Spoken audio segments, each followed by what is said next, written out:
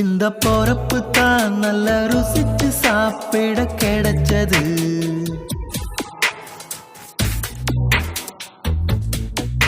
அத நினைச்சுத்தான் மனம் உலகம் முழுவதும் பறக்குது. அட சுட சுட அட சுட சுட அந்த மதுர மல்லிப்பூ இட்லியே மீன் குழம்புல கொஞ்சம் புரட்டி சாப்பிட எச்சினு ஊறுது உள்ளுக்குள்ள. இந்த பொறப்பு தான் இந்த பொறப்பு தான் நல்ல ருசிச்சு சாப்பிட கிடைச்சது.